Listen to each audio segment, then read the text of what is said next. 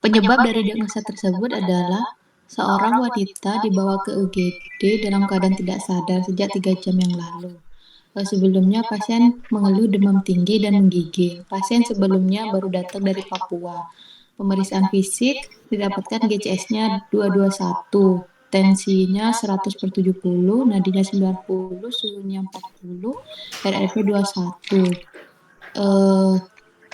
Dari Papua. Ini diagnosanya apa dulu? Malaria. Ya, nggak ada Malaria yang gambar. apa? Tuh, ini ada kuncinya, dia nggak ada gambar tapi bilang ini.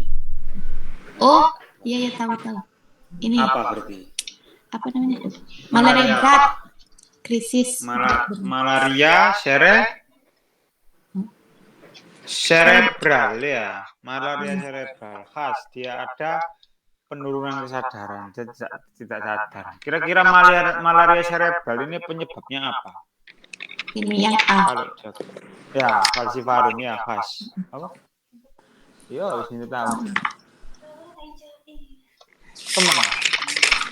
Yo, wena iku lho, apa jenenge iku? Dipen iku lho.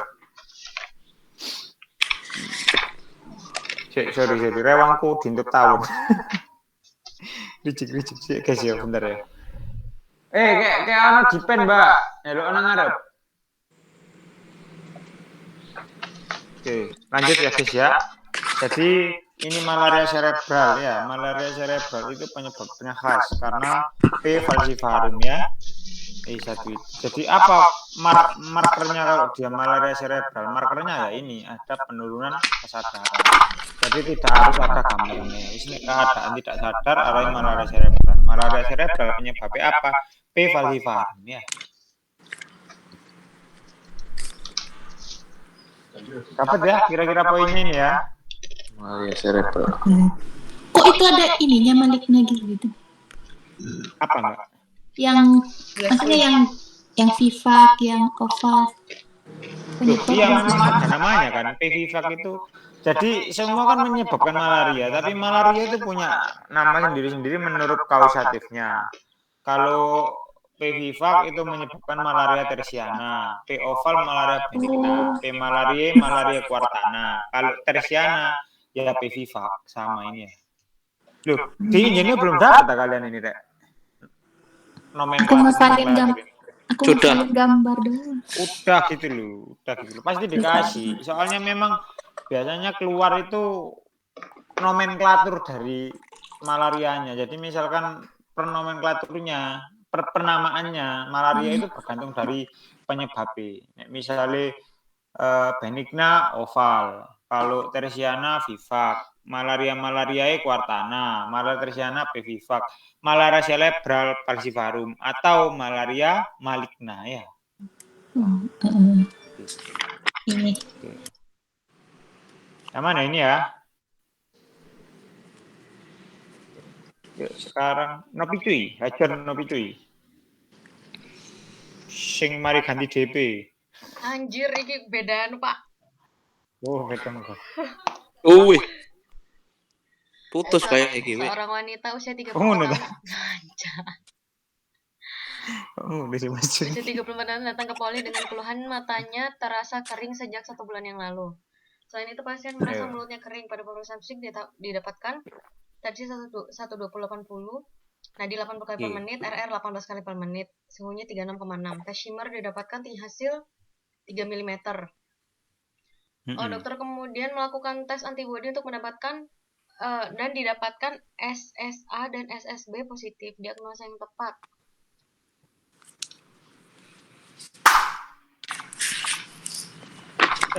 Ini sebenarnya jarang keluar ya, tapi kadang-kadang dimasuk. Jadi sempat dengar nggak? Biasanya UKM PPD itu ada 2 soal yang pasti nggak bisa dijawab, yang di luar materi. Gengs, halo? Nggak pernah. Halo. Nggak pernah.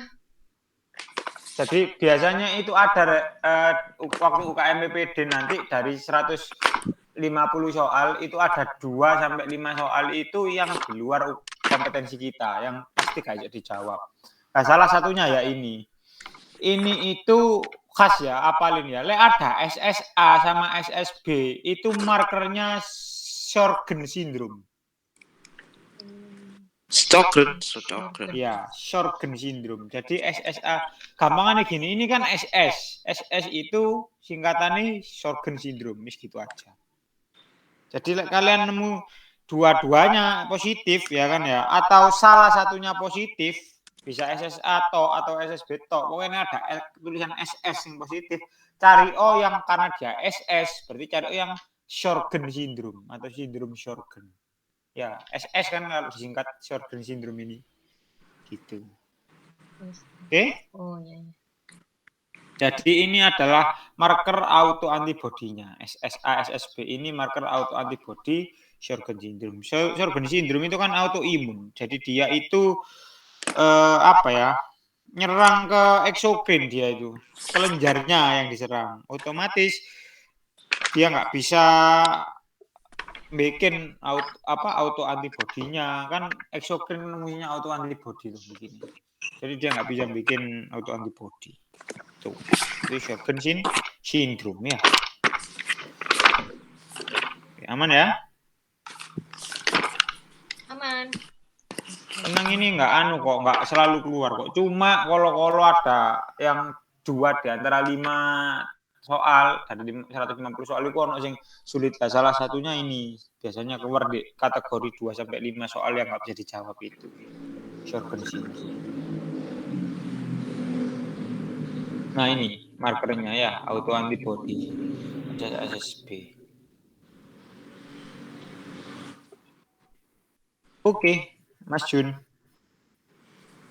Seorang wanita 30 tahun dibawa ke poliklinik dengan muncul ruam di tangan. Sebelumnya pasien mengalami ruam-ruam merah di pipi. Bentuk seperti kupu-kupu memberat saat terkena sinar matahari. Pasien juga sering mengeluh nyeri sendi. Pada pemeriksaan fisik dapatkan tensi 120, nadi 80, RA 18, suhu 36. Selain itu, pada pemeriksaan fisik ditemukan lesi berbentuk anular pada tangannya. Termasuk pada fase manakah pasien tersebut? Ayo. Lesinya simetris, berbentuk anular. Nah, punyanya fase yang mana?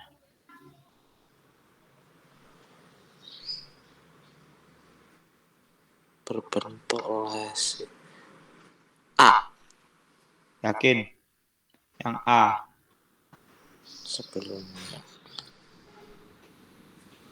Sebelumnya berat.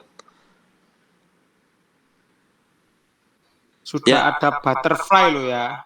Hah? Butterfly. Sudah ada butterfly. Ini loh. Kronik berarti. Cul. Ini fase subakut, Mas. Ada kata-kata butterfly arahnya subakut cutaneous lupus erythematus. Tapi kalau dia ngomong ada ruam-ruam setelah terkena matahari, ya kan ya. Terus habis itu DE-ku ngomong bisa menghilang setelah paparan matahari ini dihindari. Tadi dia tidak menetap. Kuncinya itu tidak menetap, baru dia akut. Tapi sudah ada kata-kata butterfly memberat terkena sinar matahari, berarti kan belum terkena sinar matahari pun dia sudah ada butterfly. Paham ini loh. Sudah berbentuk seperti kupu-kupu, memberat saat terkena sinar matahari. Berarti belum terkena sinar matahari, dia kan sudah ada butterfly. Sudah muncul ya. Sudah muncul. Nah, itu namanya subakut cutaneous. Tapi dia munculnya cuma pas kena matahari, belum ada butterfly, dia masih ada ruam-ruam tok, itu namanya akut. Fase akut. Oke, kalau yang kronik ya kan ya, dia itu cenderung kemerahan. Terus habis itu kulitnya juga menebal. Nah, itu kalau ngomongin yang kronik, ya ada 3 fase itu ya, akut, subakut, sama kronik. Oke, aman ya? Mana? Mantap. Kalau diskoid jelas, karena diskoid kata dasarnya adalah dis, maka dia melingkar ya. Kaset CD itu melingkar bentuknya. Jadi diskoid ini khas, dia melingkar, tidak simetris. Diskoid itu erythematus. Nggak ada di sini, nggak dibahas ya yang dis ya. Itu sempat muncul di padi itu yang dis gitu. Foto aja tapi buka PPD gak metu. Sangat. Ayo baca Balik lagi KKM. Sinar matahari. Seorang KKM, wanita ajar KKM. Seorang wanita umur 30 tahun datang ke UGD dalam keadaan tidak sadar. Sebelumnya pasien tergigit lebah dan pasien mengalami sesek lalu tidak sadar. Pemeriksaan fisik ditemukan tensinya 80/60, nadinya 100.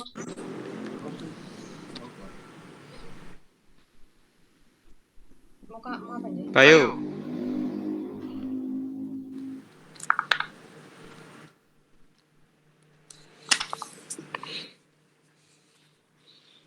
Halo? Halo? Pak M? Iki aku sing pedet ta ya apa iki? Enggak, Emma. Kak ya? Pak M ya? Halo Pak M? KKM? KKM Secure? Di Pak M. Halo Pak M? Aku di kok Mbak M aja waca sampai akhir loh itu. Sampai nomor 1 seket nih dia aja. Halo? Mas Junovia aman kan ini kan ya? Dengar kan suaraku kan? Dengar. Dengar ya? Oh, keluar. Oh, sinyalnya pedat. Oh, ini ada pedat. Ngelembung berarti. Ayo skip berarti. No video ya, no video. Oh, Mbak emang putus loh. Oh, sinyal elek biasanya di kos, bosok. Iya kata. Tak bocana ya. Oke. Ajar. Seorang wanita umur 30 tahun datang ke UGD dalam keadaan tidak sadar. Sebelumnya pasien tergigit lebah dan pasien mengalami sesak lalu tidak sadar. Pemeriksaan fisik ditemukan tensi 80/60, nadi 100, AR 30. Terapi awal yang dapat diberikan adrenalin 1/1000. Yakin? Diamati dulu IMIV-nya. IMIV-nya diamati dulu. Iya. Ya, kan beda kan IM sama IV. Nah, yang mana kira-kira ini yang benar? Sorry. Oh, udah join. Ya, habis ini ya, Mbak M habis ini ya. Ini jadi lanjutkan Novia dulu ya. Ya. Enough. Nek IM Yang mana? 1/1000 kudune nek anu. Duh, aku bingung. Gak tahu tuh Monwik. Nek IV piro ya? 100 paling, 100 IV. Yang mana berarti? Yang C. Jawabannya. Yang C. Ingat-ingatan ya, ingat-ingatan. Nek adrenalin IM itu 1/1000. Karena di otot, ya. Di otot itu 1/1000. Kalau di IV, karena dia langsung dibawa oleh darah, harusnya kan lebih encer, nggak boleh lebih padat, ya toh, nggak boleh lebih kental, dia harus lebih Lebih encer. dikit. Maka Lebih kalau banyak. di IM dia 1/1000, di IV dia 1/10.000. Oh iya. Biar lebih encer ya. Iya. Ya kan kalau di otot nggak masalah dia kental ya kan, karena disimpan nggak langsung didistribusi, disortir dulu sama otot tempat ditaruhnya IM-nya. Tapi kalau misalkan IV dia nggak ada tempat nggak ada tempat penyimpanannya, dia langsung dibawa ke masing-masing unit, langsung didistribusi dia, maka nggak boleh kental, harus encer. Berapa? 1/10.000 karena yang di otot 1/1000. Berarti jawabannya yang mana, Nov? Kalau IV 1/10.000? Yang D berarti. Yang D ya, mantap. Ya, jangan sampai lupa ya. Anafilaktik tadi. Kenapa? Shock anafilaktik tadi. Kalau shocknya sih bentar, tergigit lebah. Ya, shock anafilaktik ya, karena tergigit lebah ya. Sebenarnya tata laksana setiap shock itu pokoknya ada drop tension itu boleh kamu kasih adrenalin ya. Asalkan dia tidak dalam keadaan IMA ya. Tidak dalam keadaan infak miokard ya. Kalau IMA kamu harus buka dulu sumbatannya karena IMA asalnya adalah sumbatan. Iya. Wih, ini kalau IM sama IV-nya bener, Wih? IM sama IV-nya bener, berarti pakai dosis. Tapi jarang sih keluar. Cuma ini catatan aja ya. Dosisnya IM itu 0,3 sampai 0,5 mg. Jadi 1/1000 0,3 sampai 0,5 mg. Wis. Kalau IV karena dia lebih encer 1/10.000 kan lebih banyak tuh, lebih encer dia. Maka dosisnya harus lebih kecil. Dosisnya adalah 0,1 sampai 0,2 mililiter ya. Kalau di otot miligram, kalau di IV mililiter.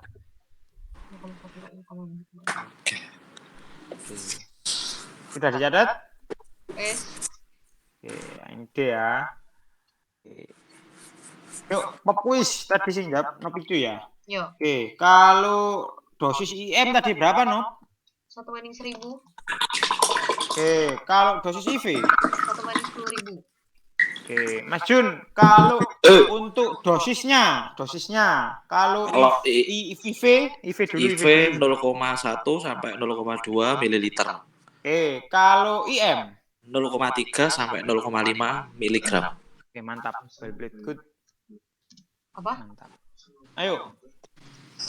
Mbak M tadi kan belum kan ya? Nanti kan ya. Rukir sama Nopicu tadi. Seorang anak laki-laki berusia 6 tahun datang ke UGD rumah sakit diantar oleh ibunya. Orang tuanya dengan keluhan telinga kanan terasa nyeri dan gatal yang hilang timbul sejak 1 hari yang lalu. Pasien mengaku keluhan tersebut timbul setelah pasien bermain di kebun bersama temannya. Saat ini pasien merasa ada yang bergerak-gerak di dalam telinga yang sakit. Tanda vital dalam batas normal, pemeriksaan lokasi telinga kiri tanpa serangga yang masih bergerak. Tata laksana yang paling tepat, ini apa namanya? Diekstrasi. Oke, tapi yang mana? Ada korpus. Banyak yang ada ekstraksinya. Pilih yang mana? Yang D, beri analgetik Oke, lokal. mantap ya. Jadi serangga itu bisa mati dengan analgesik ya. Dikasih analgesik dulu sampai penuh, serangganya udah nggak gerak, dia mati, baru kamu ekstraksi. Di sisi lain, analgesiknya juga berfungsi sebagai ini. Dia datang karena apa? Keluhan utamanya dia terasanya nyeri dan gatal ya. Maka kamu kasih analgesik. Gitu. Aman ya, good ya. Mantap. Di tasku sana. Terus kalau misalkan di sini ada tata laksana lengkap ya, harusnya lebih bagus lagi kalau beri analgesik lokal pada telinga, kemudian ekstraksi serangga, plus berikan antibiotik yang apa? Sistemik ya, karena sudah ada analgesik lokalnya ya. Gitu. Paham ya maksudnya ya? Cek gengs, sebentar gengs. Coba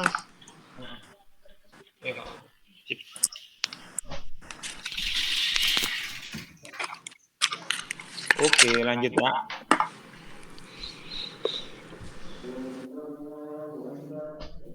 Ayo, gas.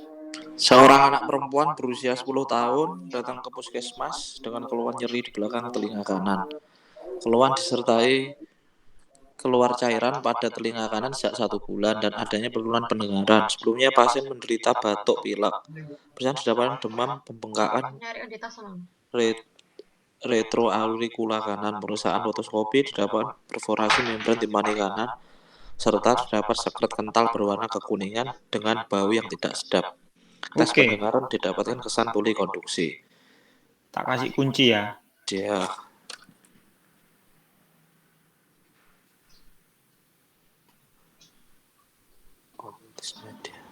stadium perforasi. D. Jul.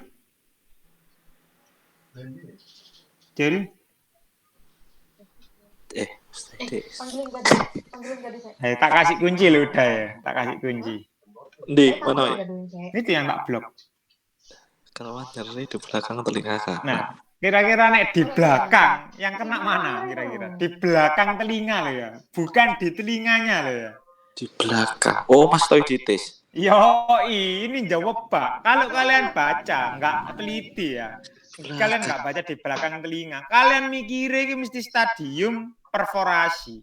Padahal dari A, B, C, D ini semua kan ngomongin telinga toh. Tapi ketika kalian baca keluhannya di mana letaknya? di belakang telinga. Berarti secara anatomis yang ada di belakang apa? Mastoid ya. Jadi digiring kalau memang arahnya biar ke telinga. Lucu. Di ABCD wah telinga KB kan ya. Terus dari dari ketemuan klinis bau tidak sedap, kekuningan. Wah, wis keluar cairan, berarti mesti wis tembus, wis jebol perforasi. Tapi kalian mikirnya Mas stadium perforasi, padahal dilihat di sini. Loh, di belakang telinga. Berarti dia sudah ada mastoiditis ya. Sudah muncul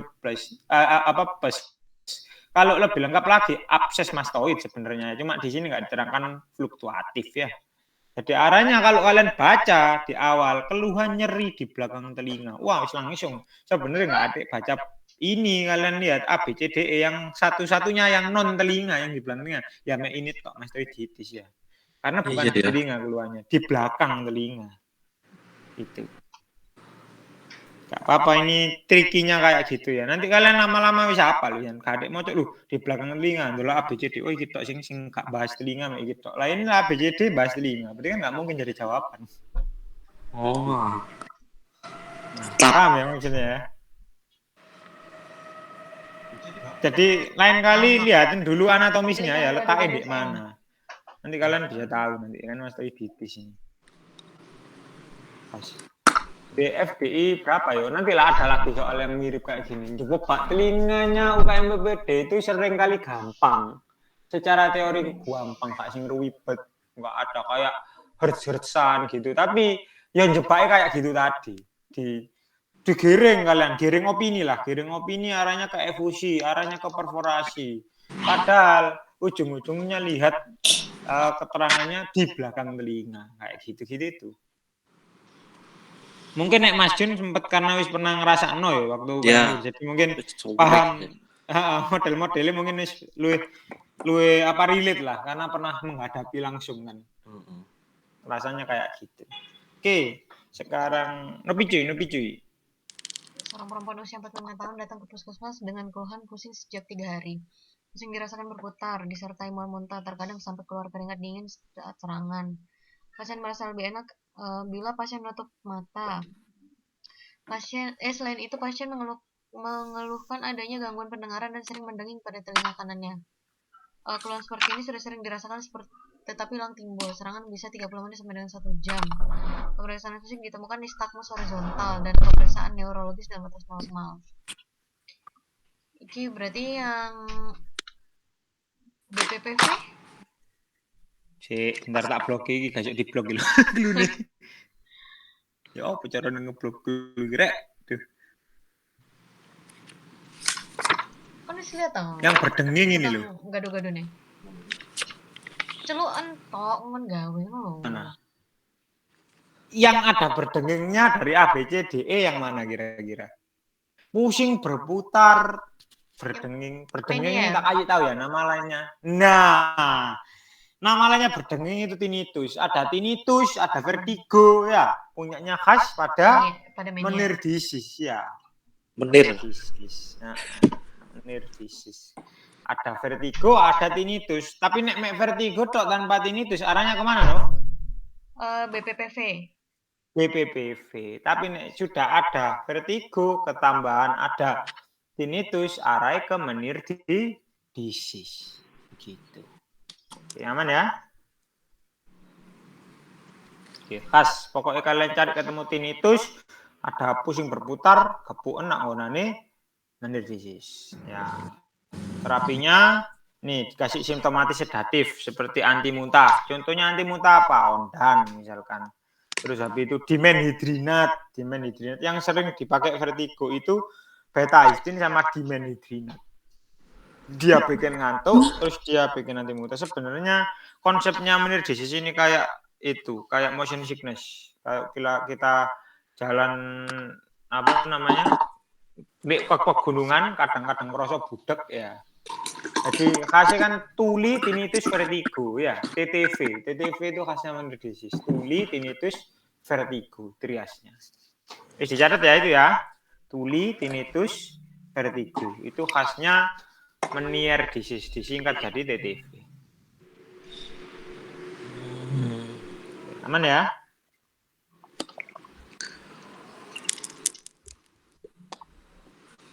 Yuk, Fajar. Seorang laki-laki berusia 50 tahun datang ke klinik dokter dengan keluhan keluar banyak sekret dari telinga kiri sejak 5 hari yang lalu. Keluhan disertai nyeri dan gatal pada telinga kirinya. Pasien merasa pendengarannya menurun sejak 3 hari yang lalu. Pasien tidak ada riwayat batuk pilek. Dalam 5 tahun terakhir, pasien mengkonsumsi metformin 3 kali sehari, tetapi tidak rutin. Pemeriksaan fisik didapatkan nyeri bertambah ketika telinga kiri ditarik serta tampak cairan keluar dari telinga kiri berwarna kehijauan. Membran timpani sudah dievaluasi. Pemeriksaan penunjang yang diusulkan adalah Iki soal Novicoy kemarin nih, gampang nih. Ayo Mbak M. Khas, ya kira-kira apa kira-kira? ini Pak, kultur nanti. Iya bener ya, kultur sakret telinga. Kenapa? Kalian eliminasi aja ya. Kadar IgE, dia jelas-jelas tidak ada riwayat batuk pilek ya, ada bersin-bersin. Berarti kan bukan alergi penyebabnya. IgE screen prick test coret ya, AB coret. Terus ngomong kadar gula darah sama HbA1c, jelas-jelas dia riwayat konsumsi metformin. Maka dia ada diabetes sama otitis eksterna, maka diagnosanya berubah jadi apa? Otitis eksterna maligna atau nama lainnya nekrotikan ya. Otitis eksterna nekrotikan. Maka yang kamu usulkan adalah kultur seket telinga. Kira-kira sekarang coba tak lempar ke Novia. Kalau dilakukan kultur, ketemunya apa bakterinya? Kalau yang maligna? Staphylococcus. Mosok. Maligna kemarin apa? Ganas. Ganas kita kira ketemu Pseudomonas. Pseudoganas ya. Karena dia maligna, dia ganas. Maka yang ketemu kalau dilakukan kultur pasti bukan staphylo, bukan strepto lagi, tapi yang ketemu adalah pseudoganas ya. Memang kalau ngomongin otitis eksterna kemungkinannya 2. Kalau enggak yang staphylococcus ya streptococcus, bergantung dia yang diffusa atau yang non diffusa. Tapi kalau dia yang udah ngomongin otitis eksterna maligna ya kan ya, ganas dia, maka penyebabnya satu-satunya kalau ganas ya pseudomonas atau kita bisa bilang pseudoganas ya, gampang ya. Pseudoganas karena dia ganas. Oke. Sama juga Rek, kayak misalkan kalian di paru, harusnya kalau orang kena pneumonia penyebabnya adalah S pneumoniae. S pneumoniae ini khas pada orang-orang dengan pneumonia, tapi yang non nosokomial. Karena dia kalau nosokomial maka penyebabnya adalah pseudoganas juga. Pokoknya sing dia sifatnya ganas itu pasti penyebabnya gak lain gak bukan adalah pseudomonas ya, pseudoganas. Di tulang juga sama. Harusnya osteomielitis itu penyebabnya staphylococcus ya kan ya. Tapi lek wis lama di rumah sakit penyebabnya berubah menjadi pseudoganas juga. Iya gitu. Men ya? Nah ini loh pseudomonas yang positif ya. Kalau dia dilakukan kultur sekret khas pada orang dengan otitis eksterna nekrotika atau maligna. Aman ini Rek ya, diinget-inget ya. Mantap. Yuk, sekarang siapa lagi? Emma. Mari Mbak Emma. Aku. Mari Mbak Emma kok. Mas Jun berarti. Seorang laki-laki usia 20 tahun datang ke puskesmas dengan keluhan rasa penuh pada telinga sejak 3 hari. Keluhan disertai rasa gatal. Dan saat ini pasien merasa pendengarannya menurun. Tanda vital tidak ditemukan kelainan. Pemeriksaan didapatkan nyeri tarik tragus, terlihat sekret pada telinga. Pemeriksaan otoskopi ditemukan liang telinga tampak hiperemis, sedikit edem, tampak hifa berfilamen putih dengan titik-titik hitam yang tumbuh dari kulit. Pemeriksaan penunjang untuk menegakkan diagnosa. Ayo. Telinga. KOH kan? Oke, KOH sip. Sekarang KOH yang berapa persen? 20. Yakin, Cul?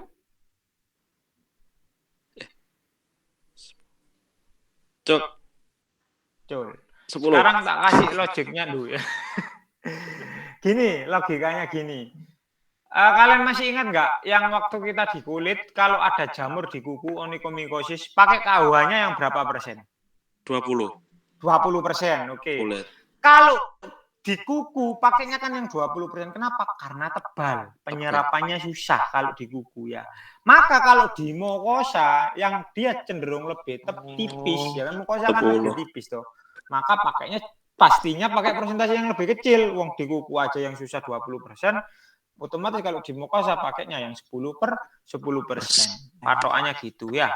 Jadi kalau misalkan kalian lupa, ingat-ingat aja yang lain, yang sekiranya kalian ingat. Misalnya kayak tadi di kuku kan tebel, pakainya 20%. Maksudnya ya podo kok nang mukosa pakainya yang 20%, mungkin. Berarti pakainya yang 10% ya. Khas, ini kan otomikosis ya. Otomikosis kalian kasihnya KUH ini yang 10% karena di mukosa telinga. Oke, mantap ya, aman ya. Otomikosis. Ayo, hajar. Cuy. Aku ya?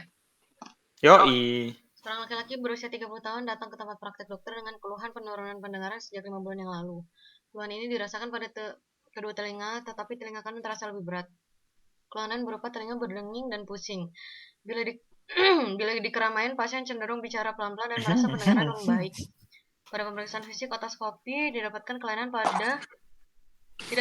kelainan baik pada telinga kanan maupun telinga kiri. Diagnosa.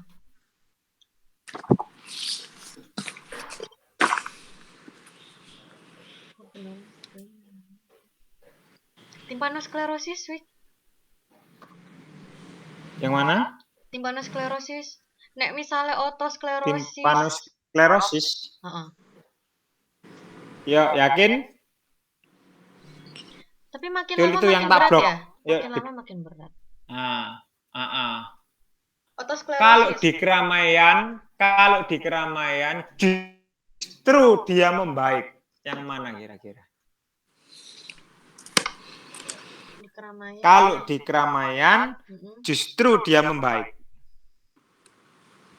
Presbyakusis. Jun? Di keramaian membaik. Kalau misalnya marah-marah, bingung aku. Otosklerosis deh kayaknya. Wik. Otosklerosis, iya bener ya, otosklerosis. Terus tanda kliniknya apa? Mirip sama menir. Menir itu kan yang kelainan itu ada kelainan pada ininya toh, labirinnya kan. Sama otosklerosis juga gitu. Dia sklerotik di otot di tulang-tulang labirinnya. Makanya muncul berdenging sama pusing, itu yang membedakan dengan timpanosklerosis sama presbyakusis. Kalau presbyakusis sama timpanosklerosis dia nggak ada ini, telinga berdenging pusing ini nggak ada. Yang ini loh. Telinga berdenging pusing ini nggak ada. Ya, catatan ya. Jadi kalau otosklerosis dia itu khasnya ketemu telinga berdenging dan pusing. Terus pada keramaian dia cenderung merasa pendengarannya membaik. Kalau timpanosklerotik ya, karena timpanosklerotik justru dia keramaian gak enak, tambah gak denger ya pas keramaian. Tapi pas di BCI biasa dia malah denger. Itu timpanosklerosis ya. Timpaninya dia lebih padat, sudah nggak elastis lagi, dia otomatis lebih peka, kebalikannya benar. Gitu. Oke, aman ya? Aman. Halo. Aman. Terus kalau presbyakusis khasnya itu dia usia tua. Ini kan masih 30 tahun. Presbyakusis itu harus lebih dari 50. Terus turinya namanya tuli sensori neural. Nah, golongannya masuk yang sensori neural. Gitu. 30 tahun muda. Aman ya? Mudah dong. Tenang Mas, we are still young blood. Berarti yang otosklerosis ini nggak mesti pada orang tua ya? Otosklerosis gak mesti pada orang tua lo otosklerosis. Tapi presbyakusis kudu orang tua ya. Oh ya. 50 tahun ke atas Itu. ya. Yoi. Cek gengs, aku tak balas bentar yo. Iki ngomong Joko. Hari Jumat pagi dok, saya bisa gantikan saya jaga dok. Nggih. Nggih, mbok. Nopo dokter?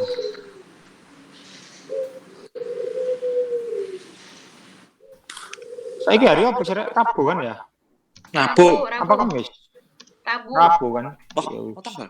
sip. Ini. Oke. Oke, aman ya ini ya. Hati-hati. Kita press by. Set. Yuk, sekarang apa ini? Mas Joen. Apa Mbak M? Aku. Oh, Mbak M. Siapa? Ajar. Mbak M. Seorang laki-laki aku ya? Dong. Novi. Kan tukir sama Novi cuy. Dengan Walen. Seorang laki-laki Hati DP mana tambah sih Mas? berusia 25 tahun datang ke tempat praktek dokter dengan keluhan hidung buntu selama 3 minggu.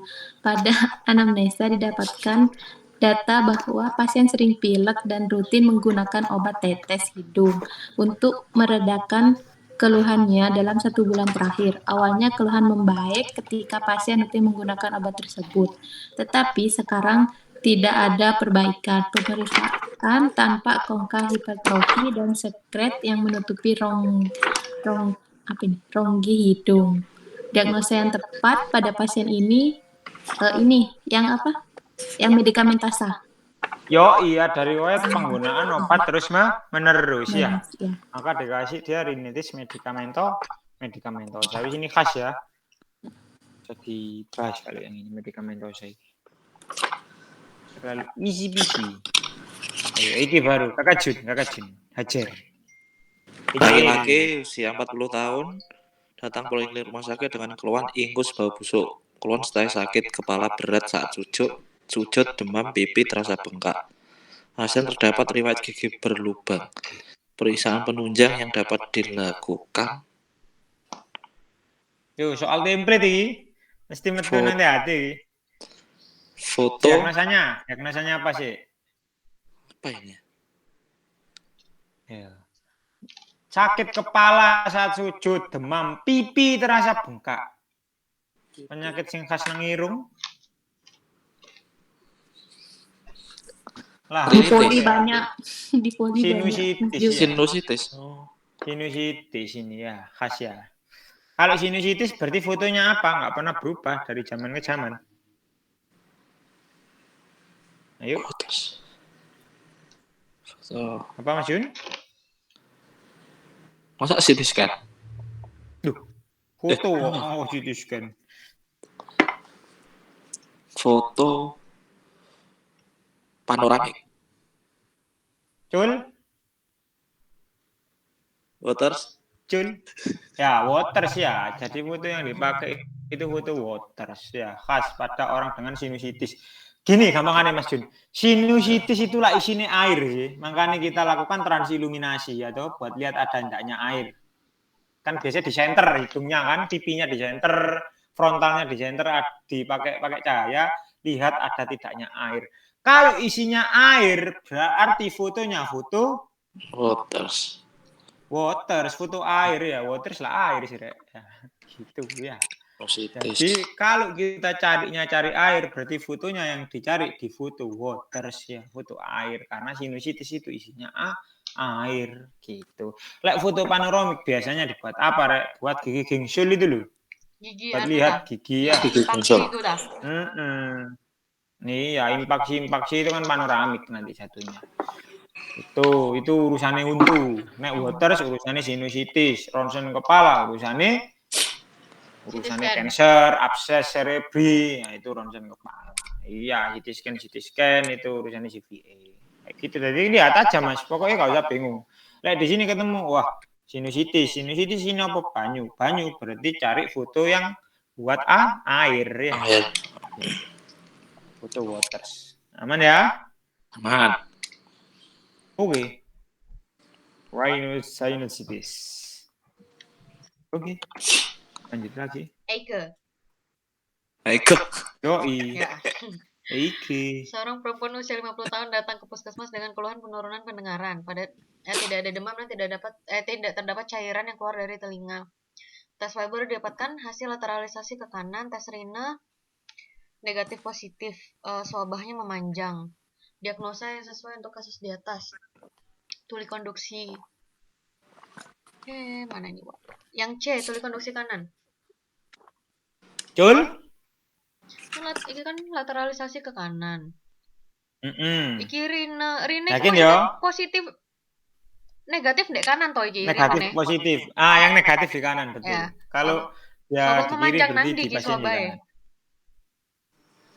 Swabah memanjang. Kalau memanjang berarti kan patokannya di pemeriksa sama pendengar dengan pemeriksa asumsi normal. Itulah tuli konduksi kanan C. Oh ya, sip, mantap ya. Tetap nggak berubah. Tuli konduksi kanan. Good. Hafal ya, bisa ya bacanya ya. Pokoknya patokannya langsung lihat dulu apa namanya swabahnya. Nek swabahnya memanjang, ya kan berarti bukan sensori, tapi nek memendek khasnya pada sensori ya.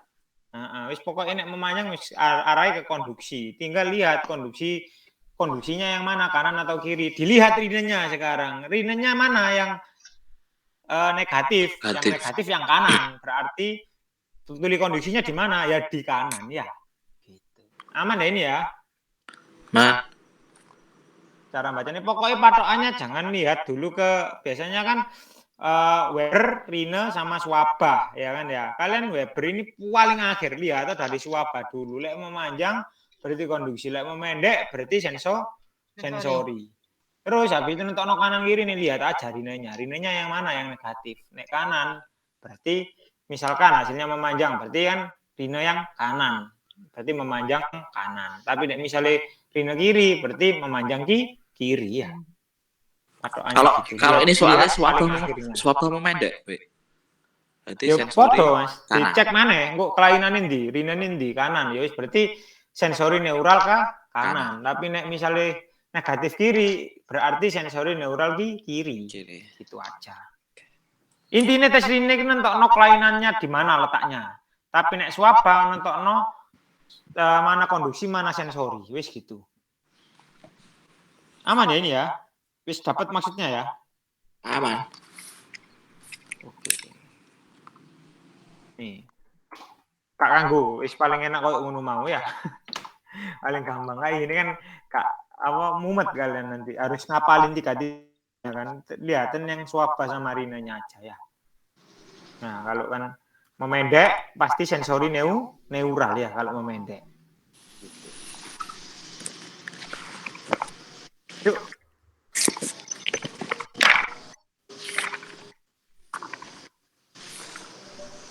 Saya siapa sih berarti? Mas Joen.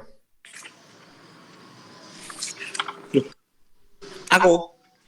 Iya, Mas Joen. Hajar Mas Joen. Orang perempuan 25 tahun diantar ke UGD oleh keluarganya karena sesak sejak 1 jam lalu. Pasien memiliki riwayat sesak sebelumnya dan sering kambuh-kambuhan. Dalam 1 minggu kambuh 2-3 kali. Riwayat keluarga ibu menderita hal yang sama. Pada pemeriksaan fisik kesadaran komposmentis, tensi 120, nadi 80, RR 40, suhu 37. Terdengar wheezing positif, ronki negatif. Tata laksana farmakoterapi awal yang tepat adalah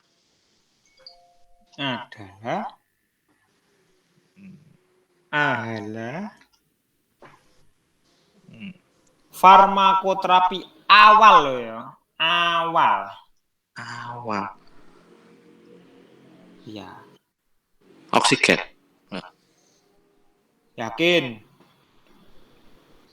Kalau pipa gini, asma itu kan yang jadi masalah adalah pipanya.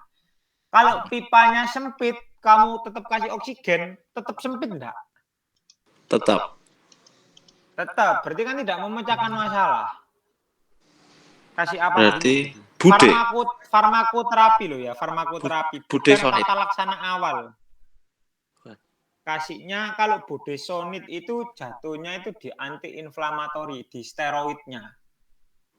Kalau ini butuhnya Dilator, bronkodilatornya apa kira-kira? Terbutal. Kasih kunci. Kira-kira A, B, C, D. Nah, terbutalin ya. Satu-satunya bronkodilator yang membesarkan pipanya cuma terbutalin tok di sini ya.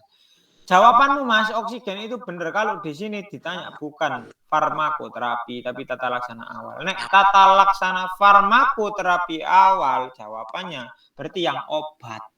Ya, farmakoterapi itu kan obat. Kalau tata laksana awal ya oksigen. Karena kalau farmakoterapi awal berarti kan yang melonggarkan pipanya, yang sifatnya bronkodilator berarti. Dari A, B, C, D, E mana? Ya cuma terbutalin tok. Gitu. Aman ya? Paham.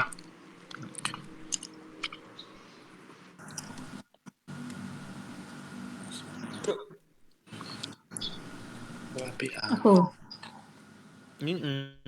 Ajar. Apa diagnosa yang tepat seorang laki-laki datang ke IGD dengan keluhan sesak nafas sejak 1 bulan yang lalu?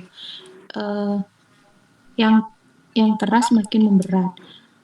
Sesak bertambah jika pasien tidur miring ke kanan, riwayat sakit TB 4 tahun yang lalu, dan telah mengkonsumsi OAT. Pemeriksaan fisik 110, tensinya 110/80, nadinya 80, RR-nya 28, suhunya 37, pemeriksaan paru tanpa gerak dada sebelah kiri tertinggal, perkusi redup di paru kiri kanan, auskultasi suara nafas menurun pada paru kiri bawah. Hasil fototoraknya sudut costal phrenitus kiri tumpul, trakea terdorong ke sisi kanan. Ini yang tumpul efusi. Oke, efusi pleura kiri ya. Jadi hati-hati Rek. Misalkan muncul nih sama-sama efusi, kan jelas kalau isinya cairan dia redup, terus costophrenikusnya tumpul, berarti kan efusi ya, punya karena isinya cairan.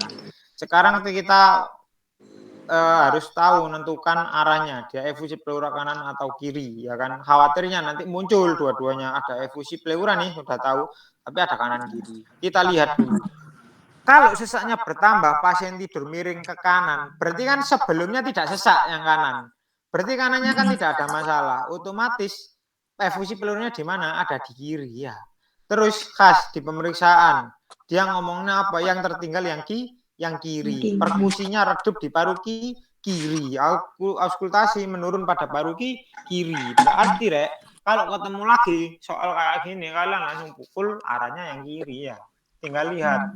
Nah, aku dari awal ketika dia ngomong bertambah jika pasien tidur miring ke kanan, berarti tidur biasa, kanannya kan tidak sesak, artinya tidak ada masalah kan di kanan.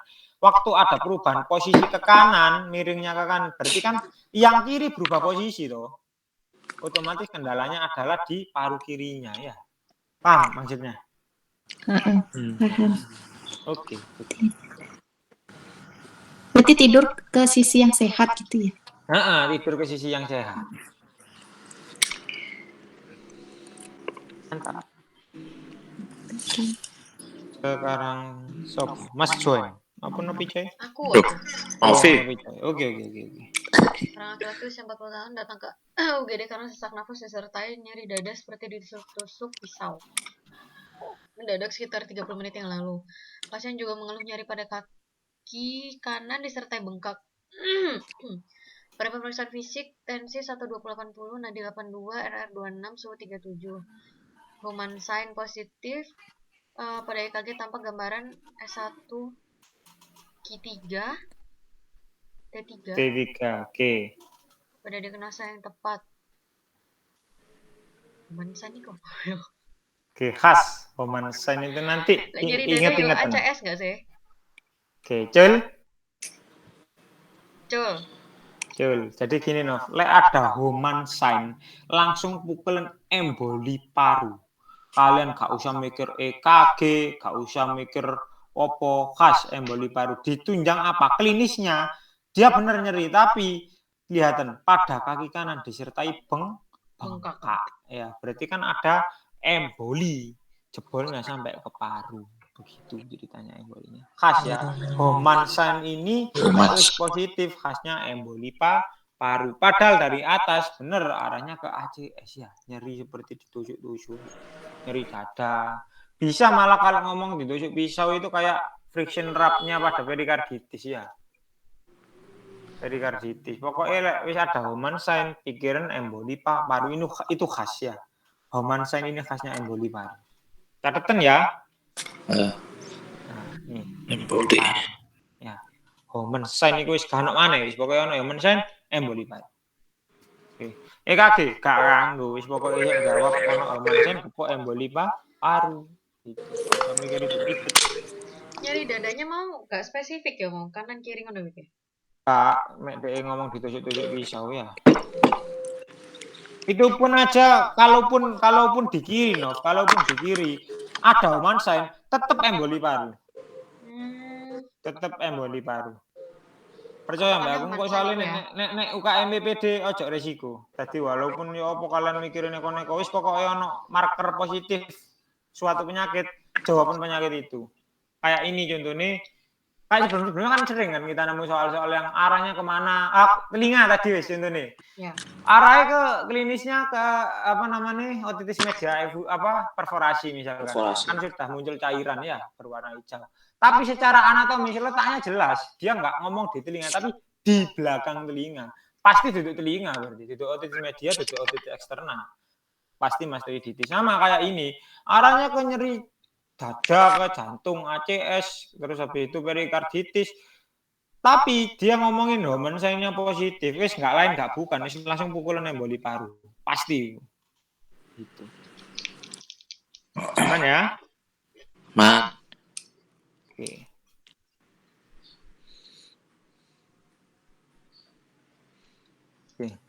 Mau diterangin patomekanisme ini tadi dah, soal ini tadi dah.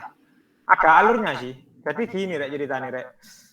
Kelainannya itu sebenarnya infak miokard.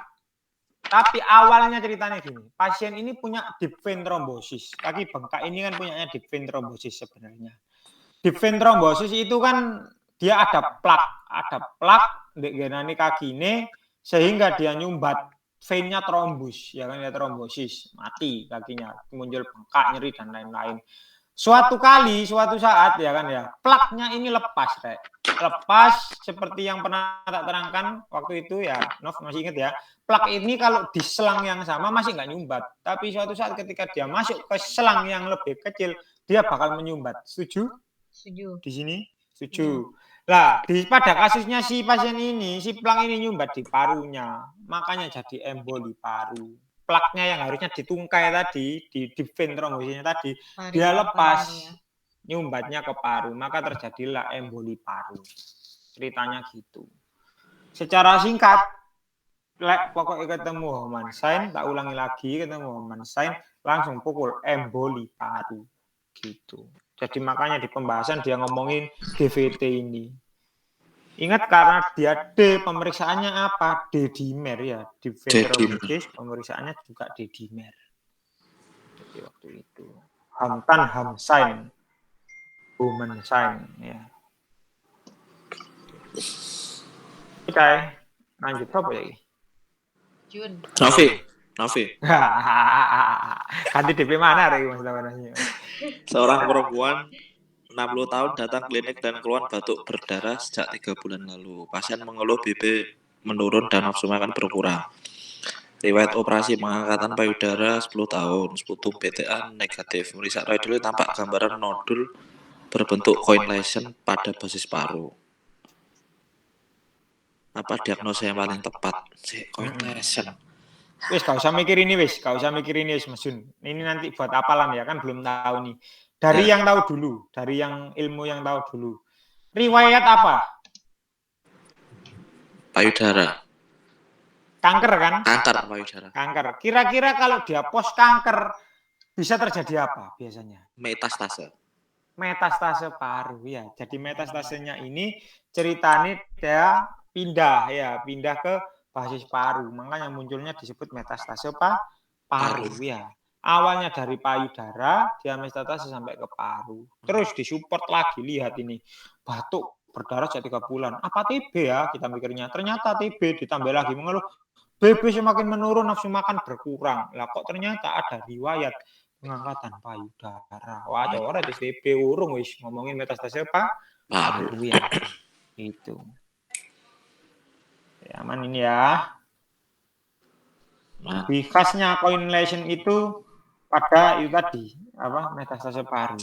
Tapi misalkan bingung ini loh, coin lesion itu maksudnya kayak gini loh Mas Yun. Cannonball, coin lesion sama sebenarnya. Ya ini coin lesion. Kelihatan kursorku gak rek?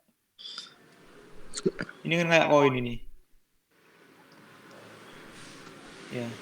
Ya.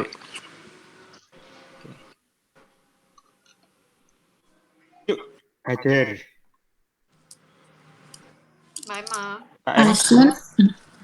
Pasien usia 50 tahun datang dengan keluhan sesak napas, batuk, dan demam menggigil sejak 1 minggu yang lalu. Batuk berdahak berwarna kecoklatan. Pada pemeriksaan fisik, tensinya 120/80, nadinya 80, RA-nya 26, suhunya 39. Rongki basah pada paru kiri bawah.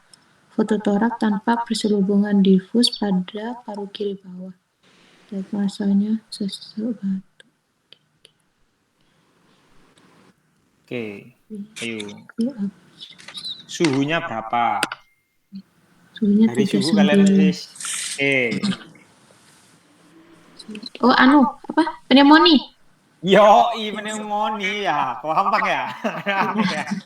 Kau bisa mikir butuh torak. Kau lihat suhunya 39. Batuk berdarah orang kecoklatan. Pneumonia. Tas. Suhunya tuh pada paru kiri bawah. Suhunya tuh di atas 38 ya, Wikus ya. Yoi, pneumonia itu di atas 38. Aman berarti aman ini ya. Hah? Aman Gini aman. Iya tenang, gak sampai COVID lah. Pneumonia COVID. Klaim-klaiman bos. Novia gimana? Oh iya. Seorang laki-laki usia 50 tahun datang ke IGD dengan sesak nafas yang memberat 1 hari yang lalu. Pasien bekerja sebagai buruh pabrik rokok. Pemeriksaan fisik normal, dada tampak barrel chest, perkusi paru hipersonor. Jika dilakukan pemeriksaan radiologi ditemukan parunya hipersonor. Nah, ini yang kapan hari kamu tanyain loh. Dia ciri khasnya ini loh. Emfisema atau yang ngomong emfisem generalnya itu sebenarnya adalah PPOK ya. PPOK nanti dibagi jadi 2 ya kan, ada pink puffer sama blue blotter. Pink puffer emfisem, blue blotter bronkitis ya. Jadi ini tapi PPOK arahnya ya. Yang barrel chest. Oke, emfisem. D betul, ICS melebar, corakan bronkofaskular menurun khas pada orang PPOK. Kenapa ICS-nya melebar? Jelas, ini ada barrel chest. Barrel chest itu tampak kayak gentong, soalnya sela igane melebar semua ya. ICS itu kan intracostal space ya, sela iga. Sela iganya melebar. Mantap. Wis meneh kae PPD wis gak suwe-suwe wis. Tatak kabeh ngene wisan. Wis. Iya, ini gak kanggo seneng aku guys ini. Mek tok ae, mantep not tok ae. Wis endes kabeh kalian iki sini wisan. Ngarang ya wik. Masih bisa. Yang lainnya belum. Hah? Ayo Masin. Aku. Yo, Car. Seorang perempuan 40 tahun keluar batuk berdahak sertai darah sejak 3 bulan. Pasien mengeluh berat badan menurun, keringat pada malam hari, serta sumer. Pemeriksaan fisik, tensi 120, nadi 80, R 20, suhu 37,8. Pemeriksaan ronsen tampak hasil di bawah ini. Ini snowstorm appearance, badai. Wah, ada badai. Khasnya pada apa?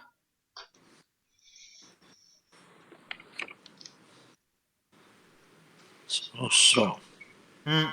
Apa biasanya? Atau retikulogranuler tersebar. Snowstorm, badai salju, atau retikulogranuler tersebar. Snowstorm apa ya kenal ya? Niling gitu.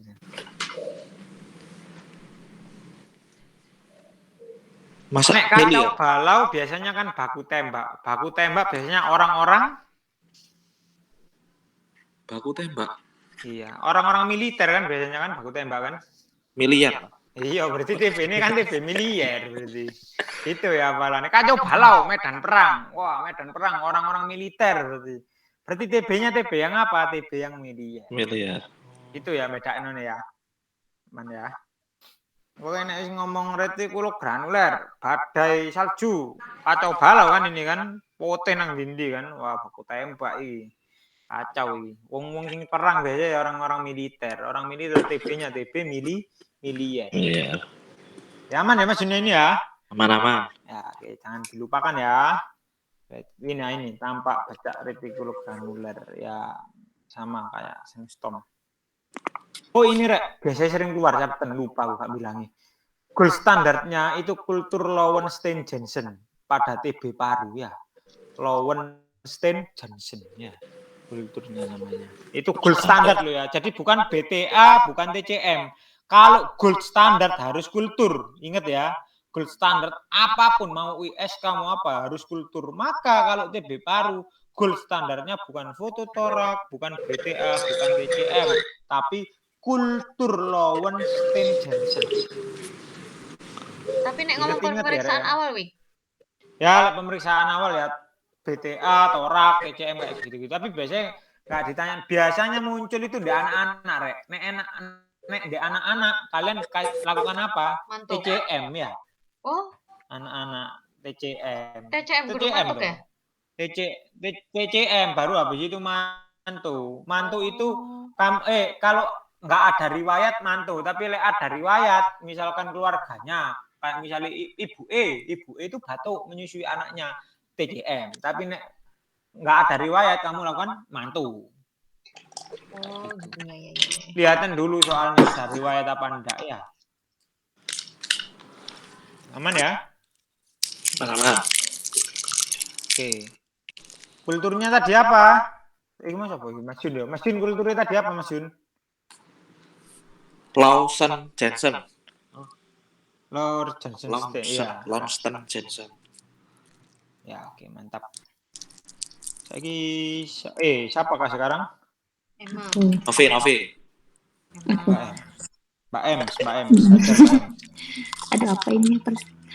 Seorang laki-laki 30 tahun datang ke puskesmas dengan batuk lebih 2 minggu, demam sumber, BB menurun, dan keringat malam hari. Riwayat minum UAT positif, pemeriksaan fisik, tensinya 120/80, nadinya 80, RR-nya 20, suhunya 37,8, sputum BTA-nya positif. Hasil torakan tanpa infiltrat pada parakardial kanan. Ini TB tapi nggak tahu. Hipersensitivitasnya tipe berapa kira-kira? Itu yang tak blok. 2 mungkin. Jul, yakin? Kamu ganti? Enggak, 3. Yakin? Iya dah, nggak tahu. Yes, tak ceritain dulu, habis tak dongengi ya. Ini tipenya tipe 4, Mbak M. Khas ya, jadi hipersensitivitas tipe 4 itu nama lainnya adalah, catatan ya, hipersensitivitas, ya, ya. Cepat no buku ini sih, catatan, atau ngengi ya. Iya, lanjut. Oh iya, 4 ini. Hipersensitivitas tipe 4 itu nama lainnya adalah hipersensitivitas tipe lambat. Makanya aku tadi ngeblok waktunya dengan batuk lebih dari 2 minggu. Maka yang berlangsung kan lambat, nggak langsung kan. Kalau dia tipe langsung itu yang tipe 1. Namanya adalah hipersensitivitas tipe cepat. Itu nama lainnya yang tipe 1. Khasnya pada reaksi apa? Reaksi alergi. Pada reaksi anafilaktik, asma. Nah, itu namanya tipe 1 ya. Sekarang Wi, kalau yang tipe 2 gimana? Wong tipe 1 cepat, tipe 4 lambat. Berarti kalau tipe 2, 3 gimana? Yang tipe 2 itu dia ngomongin urtikaria kronis ya, atau reaksi transfusi. Jadi dia itu reaksi alergen terhadap tubuh kita. Oke, alergen terhadap tubuh kita. Beda kalau yang tipe 3. Tipe 3 itu namanya reaksi yang berhubungan dengan antibodi. Makanya penyakitnya biasanya pada SLE. Kalau yang tipe 3. Oke, tak ulangi lagi. Tipe 1 itu yang sering terjadi pada anafilaktik sama asma. Tipe 2 itu urtikaria kronis sama reaksi transfusi. Tipe 3 SLE. Tipe 4 reaksi tipe lambat. Ya, tipe lambat. Contohnya apa? Contohnya si TB ini. Contohnya adalah si tuberkulosa ini. Dia tipenya lambat. Urtikaria Itu, sama Mbak. apa, Wi? Sing dua. Urtikaria kronis sama reaksi transfusi. Aman, Mas Jun? Aman. Oke, mantap. Mbak Em aman, Mbak Em? Aman. Lanjut ya. Urtikaria Apa kronis yang 2 tadi ya? Ya, Dua. urtikaria kronis 2 sama reaksi transfusi. Oke. Aman ya.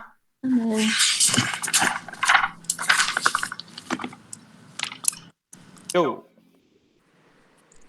Sekarang apa lagi, Mbak? Wah, ini. Kak si Mas Jun aja iya. Loh, Novi, cuy. Novi. Novi, cuy. Oke. Aku ya. Oke. Juantung. Seorang anak perempuan usia 50 tahun datang ke UGD dengan keluhan nyari dada hebat sebelah kiri sejak 30 menit yang lalu. Selain itu pasien juga mengeluh dada terasa berdebar. Tidak ada riwayat sesak dan pingsan. Pada pemeriksaan fisik tensi 100 per 60, nadi 190 irregular, RR 20 suhu 36. Pemeriksaan EKG ditemukan SVT. Masa ini SVT?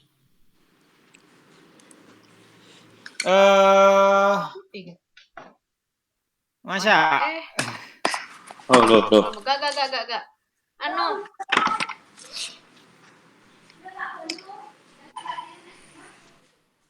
Video week. Apa ini? Masa? Iki sama enggak? Jarak ujung-ujungnya sama enggak? Sama. Masa sama? Enggak. Satu ke sini, ini ke sini, Oh, ini enggak, ke sini. Nah, lah beda-beda apa biasanya? Koyo SVT nadinya kan tinggi, koyo SVT tapi beda-beda ujung-ujungnya. Afib. Hah? Afib. AF ya bener, atrial fibrilasi ya. Khas lihat ujung-ujungnya kan beda semua ini. Ya makanya dia atrial fibrilasi. Oke, nek bisa atrial fibrilasi berarti gimana ini? Diapa ini?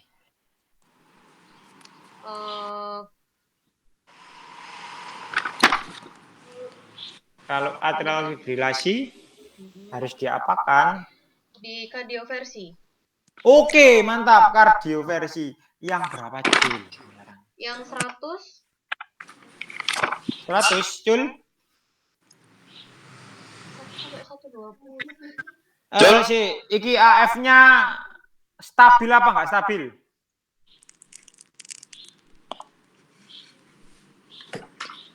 Ada riwayat sesak dan pingsan. Enggak stabil ini. Tidak stabil ya, nyeri dadanya udah lebih 30 menit gak hilang-hilang soalnya ya. Ini loh, 30 menit yang lalu. Berarti kan sudah lebih dari 30 menit. Sampai sekarang dibawa ke IGD gak hilang-hilang. Berarti yang gak stabil. Kalau yang nggak stabil, kardioversi yang bisa dilaksanakan berapa sampai berapa? 120 sampai 200. 120 sampai 200. Adanya di ABCD yang mana? Yang C.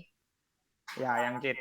Ya, kalau yang 100 joule itu bisa kamu kasih untuk QRS lebar tapi yang reguler, yang VT. Yang VT ya. Ya, sama-sama unstable tapi yang VT ya. Ventrikular takikardi. Nah, kalau yang atrial fibrilasi kamu boleh ngasihnya 120 sampai 200 gitu. Nah, sekarang catatan Rek ya, itu tadi kan kamu udah bisa ngasih terapi buat AF yang unstable ya. 120 sampai 200. Terus sekarang tak tambahi lagi, buat yang stabil gimana? Jaga-jaga keluar soal. Stabil itu kamu boleh laksanakan vagal manuver.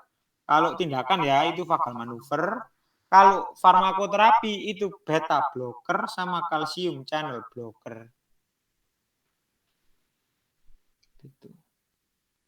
Aman ya? Apa? Vagal manuver sama? Vagal manuver sama itu kan kalau yang non medikamentosa. Ya. yang tindakan. Kalau yang medikamentosa atau farmakoterapi pakainya 2 obat. Kalau nggak beta blocker ya kalsium channel blocker. Itu yang stable. Yang stable buat AF stable. VT tadi 100 joule sampai berapa, Wi? VT 100 joule tok yang sering dipakai. Oh. Ya, untuk unstable QRS lebar VT. Oke, aman ya? Aman. Betul. Oke, mantap. Oke, sekarang kalau ini carotid message itu boleh dilaksanakan pada orang apa? Carotid message itu boleh kamu laksanakan pada orang-orang dengan SVT, supraventricular tachycardia. Massage karotis. Gitu. Oke, kita lanjut ya. Yuk, sekarang sopo sekarang? Emma. Mbak Ems. Ems. Oke. Apa ini? Seorang laki-laki usia 50 tahun pingsan di tengah jalan. Telah dilakukan pertolongan pertama. Setelah ambulan datang, dilakukan pemasangan EKG. Saat perjalanan tiba-tiba pasien. Kenapa Enggak. Dia kali Mas Jun gitu. Iya, Mbak. Hah? Kamu lanjutkan. Oke. Mana dah? Saat perjalanan tiba-tiba pasien apneo, nadinya tidak ada. Gambaran EKG menunjukkan tidak ada gelombang. Pada tata laksanaan selanjutnya adalah yang ini mungkin kan habis RJP sama epinefrin satu ampul. Oh iya bener ya, dikasih D ya, RJP sama epinefrin 1 ampul. Loh wi, kok nggak boleh di devip atau di kardioversi? Jelas karena dia no pulse. No pulse itu nggak boleh. No pulse sama dengan no devip, nggak boleh ya. Kamu kalau no pulse kamu devip walatolin. Kamu harus RJP dulu, adakan dulu nadinya. Harapannya apa? Kalau dia sudah ada pulse, ya kan, ya sudah ada gelombang QRS, maka dia sudah bisa menerima listrik. Kalau sama sekali, ibaratnya kayak baterai. Baterai kalau mau di jam itu kan harus ada sedikit arus. Nek wis nggak ada arus sama sekali, mbok jam sampai piro ae gak muncul-muncul kan listriknya. Sama jantung juga gitu. Harus ada sentakan listrik dulu, baru kamu lakukan sentakan tambahan. Devip itu kan sentakannya ya, jammingnya ibaratnya. Lah, harusnya kamu kasih RJP dulu sama epinefrin 1 ampul. Nah, kayak gitu dia gak bisa nyala jantungnya ya. Gitu.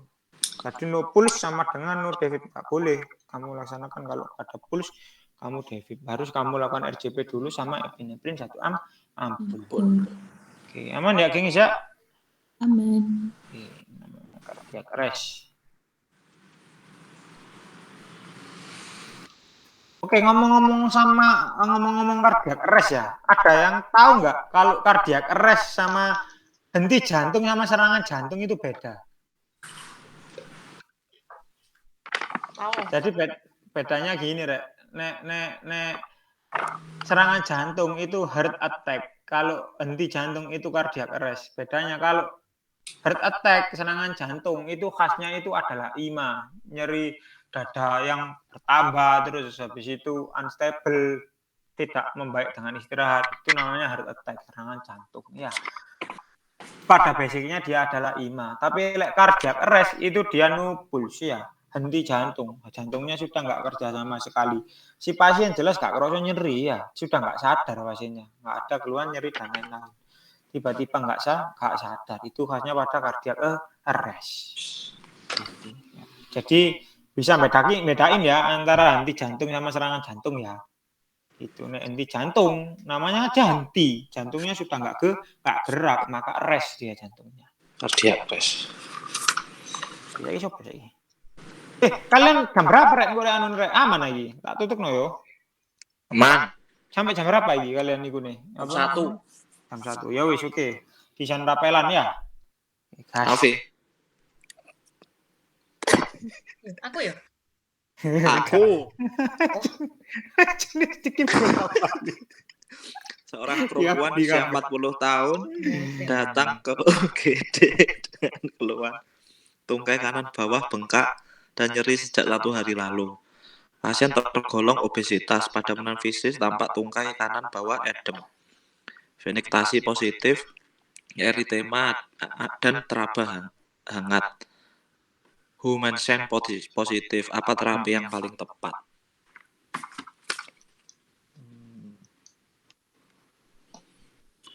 Tadi ingat kan? Emboli. Ini kan sama kayak tadi ya, emboli, Iya. bener. Emboli, terus habis itu dikasih apa? Apa emboli? Emboli kan sumbatan. Nah, berarti buat ngencerkan sumbatan ya dikasih apa?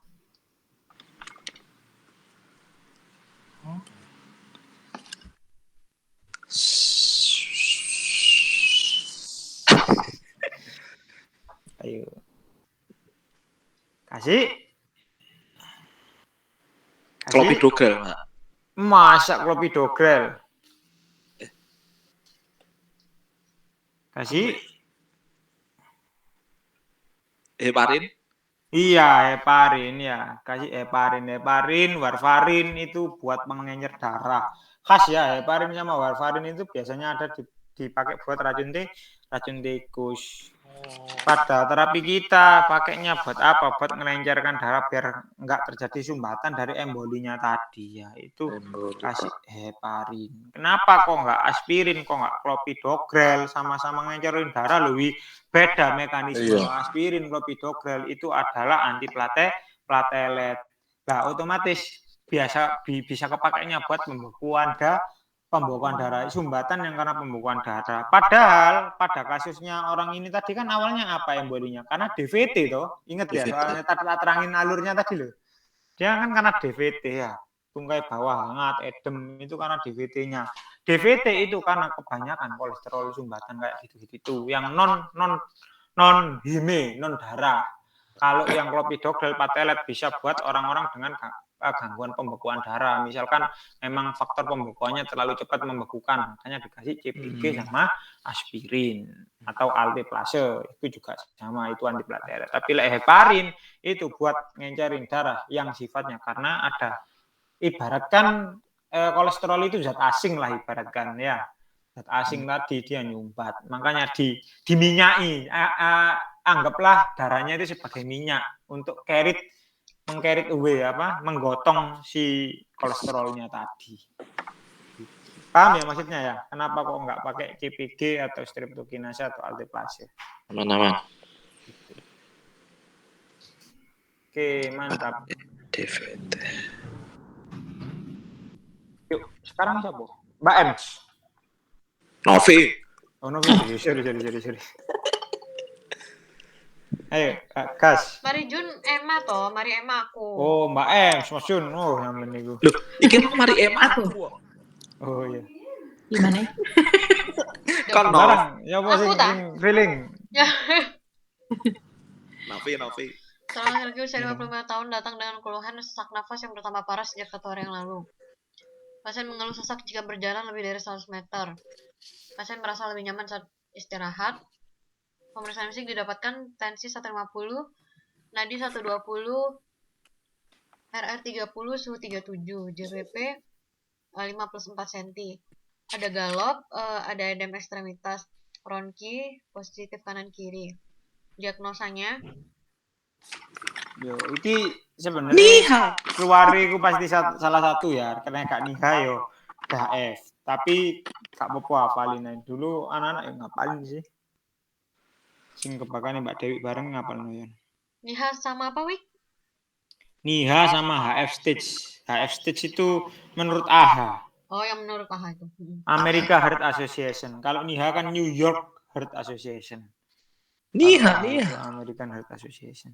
Ayo Nov. Iki Suwe. sing tak antemi kon. Sing Niha 2. Iya Niha ini bener Niha 2. Tinggal stage-nya sekarang. Iya, Stage apa? B atau C? Stage yang B. Cul? Oke, jadi ini yang C ya, karena ada struktur jantung yang disertai HF. HF itu kan heart failure. Ini kan khasnya pada HF ya. Jadi dihafal sih ya, kalian gampang ya. Apalin ini. Tak kasih gampangan ini. Earth failure kelas 1 nggak ada restriksi aktivitasnya. Dia masih bebas. Kelas 2 sesak dipicu aktivitas ringan. Dipicu aktivitas berat dengan catatan berat itu berjalan lebih dari 100 meter. Itu kelas 2. Kalau kelas 3 dipicu aktivitas ringan. Catatannya ringan itu maksudnya aktivitas berjalan 20 sampai 100 meter. Kelas 4 sesak saat istirahat.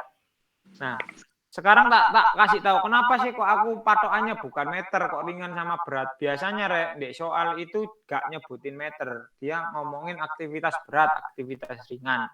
Jadi ingat ya, kelas 2 itu pada aktivitas berat. Tak ganti, dia gak ngomong 100 meter wis. Dia misalkan naik turun tangga. Nah, naik turun tangga itu masuk aktivitas sedang berat ya, masuknya di kelas 2. Tapi kalau cuma dia berjalan ke depan rumah dia udah sesak, masuknya Aktivitas kelas ringan. 3 ya, aktivitas ringan. Aktivitas ringan itu kelas 3. 3. Ya.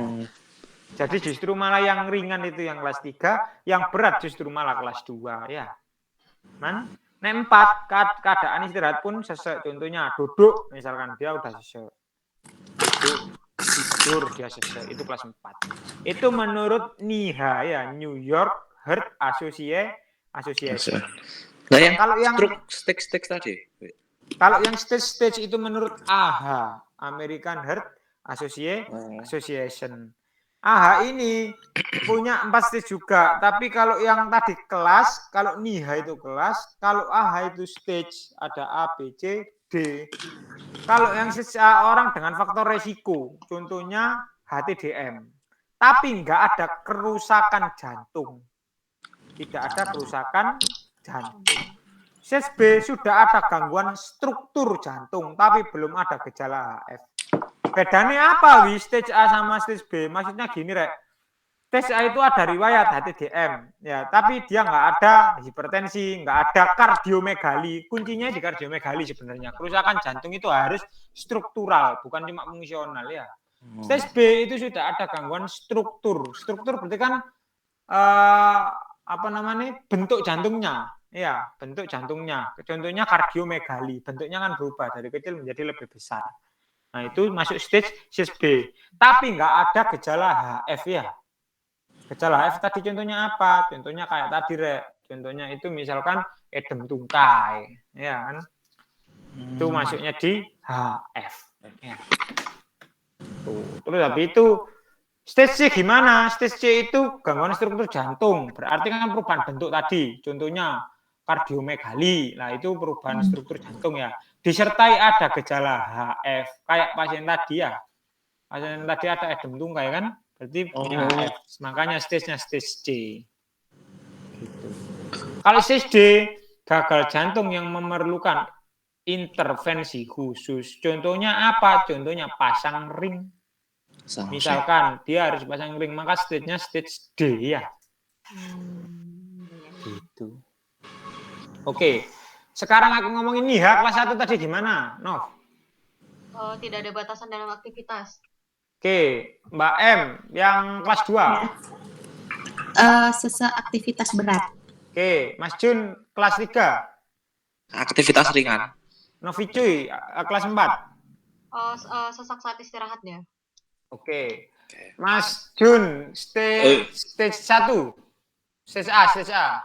Stage A ada riwayat faktor resiko, struktur jantungnya normal. Oke. Mbak M stage B. Gangguan struktur jantung, tapi tidak ada HF. Oke. Kalau Novi Cuy stage C.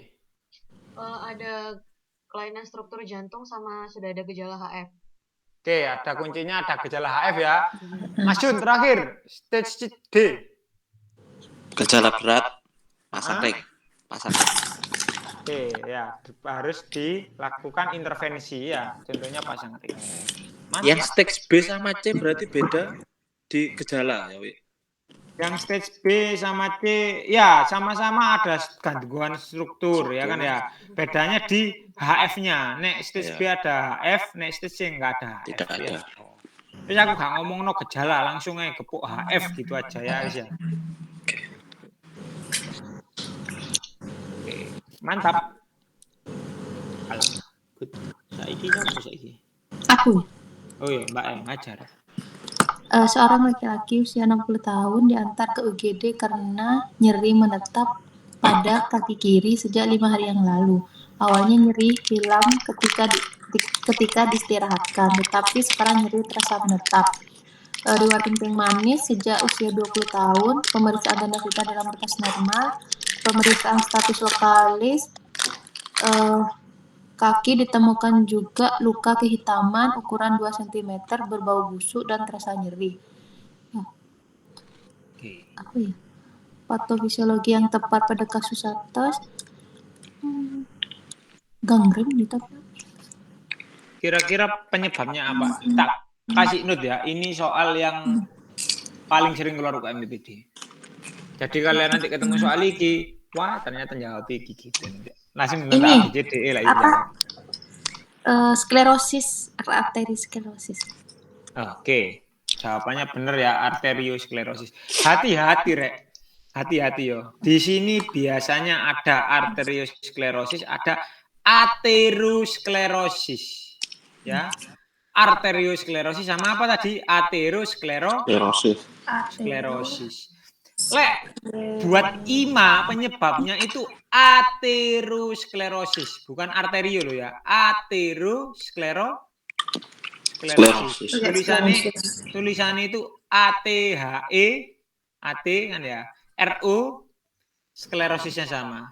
Lah, kalau dibuat kaki, pembuluh darah kaki, arteriosklerosis. Ini kan di kaki. Ya.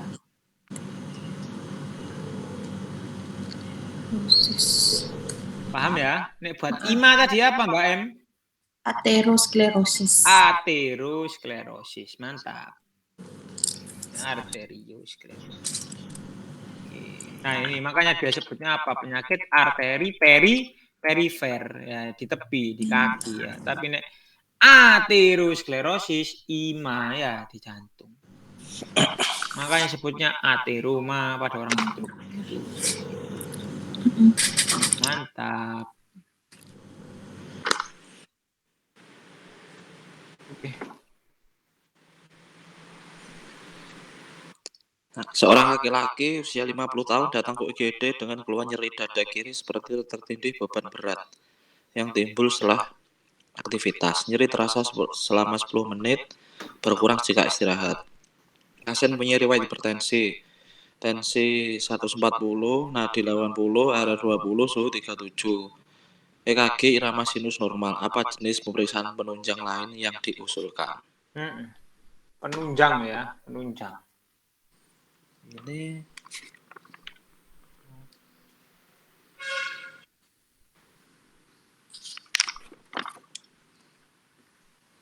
tak kasih kunci. Ini kuncinya.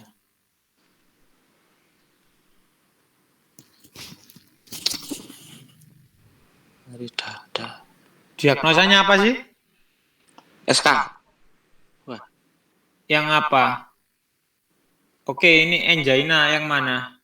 Angina kan ada dua, stabil, unstabil. Ini yang mana kira-kira? Yang stabil. Stabil ya itu tak blok sudah. Berkurang jika istirahat. Khas pada orang-orang dengan angina stabil atau stabil angina. Oke, sekarang habis dilakukan EKG sinusnya normal. Berarti kamu harus laksanakan apa? Biar tahu kalau ini memang benar-benar stabil. Enzim jantung. Yakin. Treadmill. Iya, treadmill test ya Mas Jun ya. Jadi dilaksanakan treadmill test. Nama lainnya ini loh, Rek. Mungkin kalian kalau treadmill test nggak tapi familiar ya. Nek tak ganti namanya iki lah familiar. Exercise test. Pernah dengar? Enggak. Cardiac exercise test. Jadi treadmill test ini nama lainnya itu exercise test. Jadi harapannya biar tahu dia benar-benar stabil atau enggak kan kamu laksanakan dulu latihan, kamu laksanakan tes fisik. harapannya muncul nggak nyeri dada. Kalau memang dia muncul terus habis itu diistirahatkan dia membaik, berarti kan memang benar-benar stable angina, ya toh. Tapi nek misalnya nggak muncul, berarti kan bukan angina, berarti rasa nggak nyaman aja ini berarti. Kenapa? Karena EKG-nya normal gitu loh. Makanya dilaksanakan exercise test atau treadmill test ya. Gitu. Wis ya, aman ya ini ya. Khas pada stable angina. Tulisan treadmill test atau exercise test. Tes. Kalau yang nggak stabil sama berarti. Kalau yang nggak stabil beda lagi mas. Kalau yang nggak stabil pasti dia kan EKG ini sih nggak mungkin sinus normal toh. Kalau yang unstable EKG ini berarti kan bisa jadi SK mengarahnya ke SK-an EKG ini. Ya berarti kamu laksanakan apa? Enzim jantung. Wah, itu maksudku tadi. Oh iya. Lihat EKG-nya kalau sinusnya ke arah SKA baru kamu laksanakan enzim jantung. Enzim jantungnya diperiksa apa, Mas? Troponin. Ya, betul. Troponin yang mana? Ada 2. Troponin T. I sama T. Ya, yang buat gold standar. Kalau ditanya gold standar pemeriksaan troponin yang mana? Gold standar.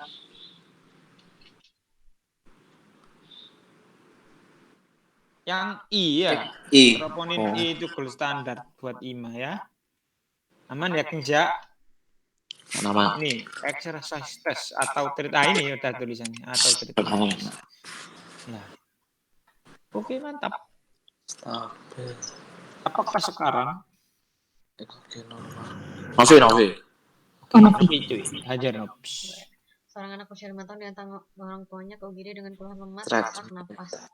Keluhan disertai bibir kebiruan jika menangis. Pasien air normal disertai bibir kebiruan.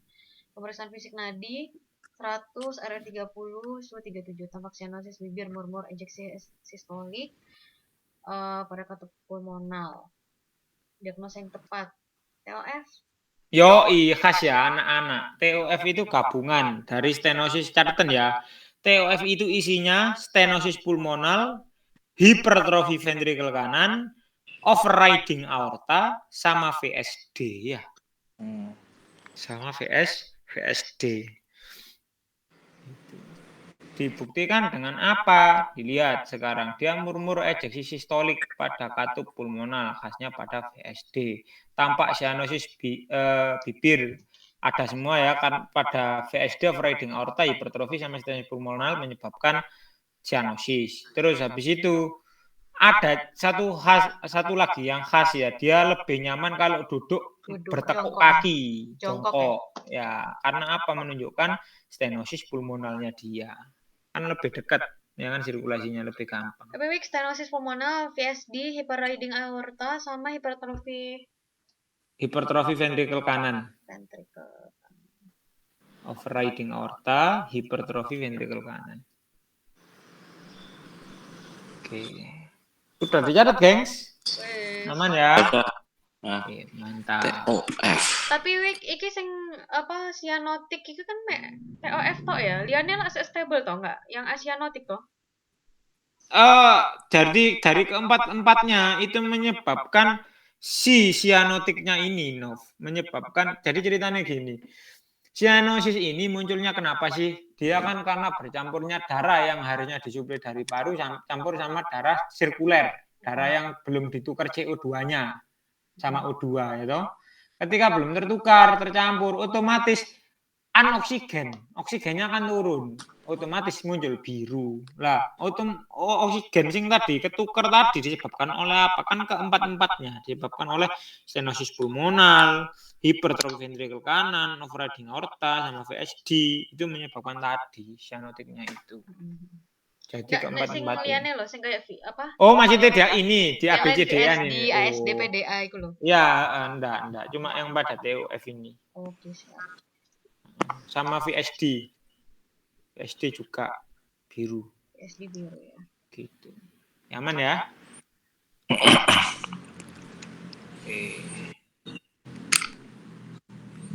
Ini jangan lupa ASD ini khasnya ini Eisenmenger. Eisenmenger. ASD. PTSD. Asian Menger. Apa itu Asian Menger? Asian Menger syndrome itu terjadinya itu tadi loh Mas, shiftingnya katup itu disebut sebagai Asian Menger. Misalnya gini,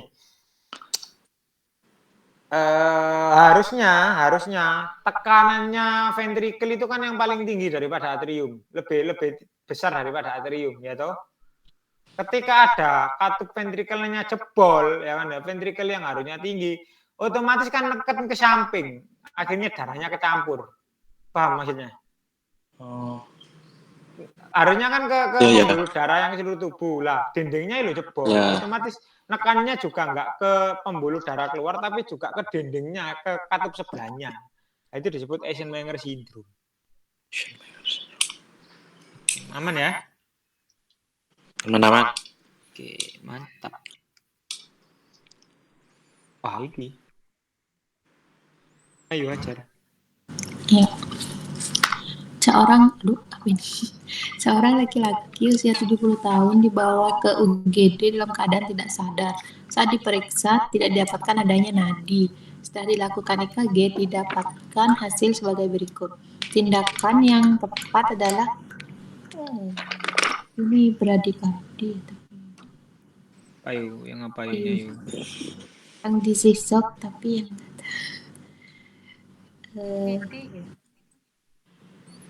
Ayo, apa yuk? Yang B. Yang B? Ya bener ya, disisok yang bifasik 120 Joule. Bener, dari EKG-nya itu memang tampak seperti VT monomorfik ya. Tapi VT monomorfik itu harusnya enggak ada ini loh, Nov. Cekungan ini loh. Nah, harusnya melungker-melungker toh. Ketika ada cekungan gini berarti apa? Ada aritmenya. Sehingga seolah-olah seperti tidak ada nadi. Tapi ada sebenarnya dia. Ada tapi aritmis. Betul, ini melungker dia ada blusut lagi, blusut lagi kayak gitu. Nah, itu pakainya apa? Disesok bifasik ya. Yang 120 sampai berapa tadi? Bifasik tadi 120 sampai berapa? Di awal lagi deh. 120 sampai 200. Klik. Nah, bifasik iki kudu sing 360 tah? Monofasik 360 itu monofasik. Oh, kebalik ya, kebalik. Monofasik itu 360 Joule, bifasik itu 120 sampai 200 Joule. Gitu. Iki diagnosanya berarti VT dong, VT, bukan? Monomorf, VT monomorf. VT monomorfik. Iya. Oke, aman ya?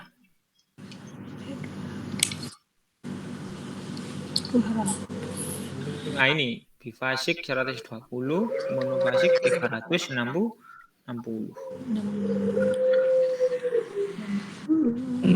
Oke.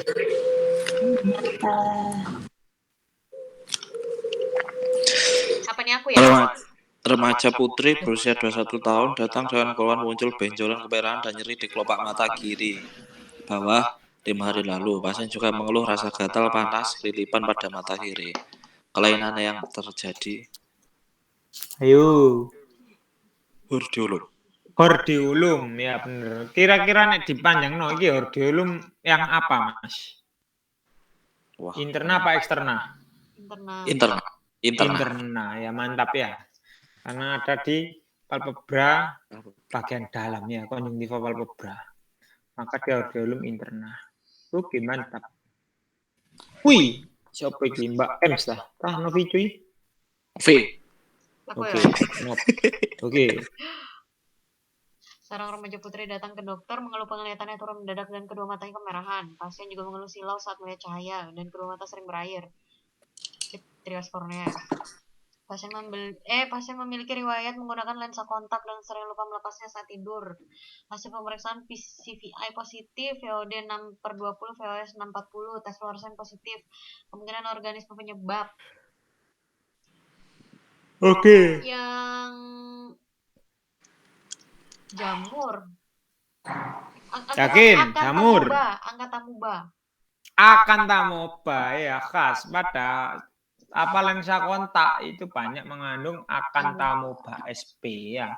Makanya keluhan penyebabnya keratitis kontak kausal kontak lensa penyebabnya adalah akantamoeba sp. Hafalin ya, ini khas. Nek kena lensa kontak penyebabnya mesti akantamoeba sp. Tuh, nek jamur keratitis dimer atau sawahika. Sempat tahu ya? Tahu. Sawahika. Sawahika. Ya. Sawahika. Ayo, Tuh. coy. Seorang laki-laki 35 tahun datang dengan keluhan penglihatan kabur. Selain itu, juga mengeluh matanya berair dan silau bila melihat cahaya. Dari pemeriksaan ODS 6/40, PCVI-nya positif, tes fluoresensinya positif, riwayat pasien sering menggunakan obat tetes mata sembarangan, dan riwayat terkena cacar air sebelumnya. Gambaran lesi khasnya pada pasien ini cacar.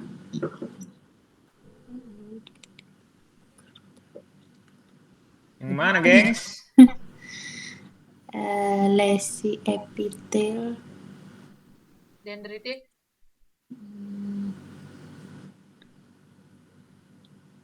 Atau yang D mungkin. Betul. Iya. Yang D. Lonjong, bulat lonjong. Iya. Betul ya. Ada. Gak mau dendritik. Gak mau pseudodendritik. Nggak tahu, nggak ada. Ini jawabannya yang pseudodendritik ya, yang pseudo. Jadi Pseudo. tes fluoresin ini kan positif, dia menunjukkan adanya keratitis, jelas ya kan ya. Terus habis itu sering menggunakan obat tetes mata sembarangan. Riwayat terkena cacar air sebelumnya. Jadi harusnya lek dendritik ini kan ke arah fungal ya kan ya. Tapi karena dia riwayat penggunaan tetes mata sembarangan, arahnya ke pseudodendritik. Keratitis apa ya, Wik? Keratitis epitelial. Namanya keratitis epitelial. Kalau dendritik kan harusnya kan herpes, sorry kok jamur. Ya, dendritik itu kan herpes. Lah dia sama-sama terkena cacar tapi bukan herpes. Varicella ya. Terus penggunaannya obat tetes mata sembarangan. Wis pokoknya riwayat tetes penggunaan obat tetes mata sembarangan itu arahnya ke pseudodendritik. Ya. Pseudo itu palsu, dendritik ya dendrik percabangan itu. Jadi seolah-olah kayak virus padahal palsu. Padahal dendritik ini khasnya apa? Herpes.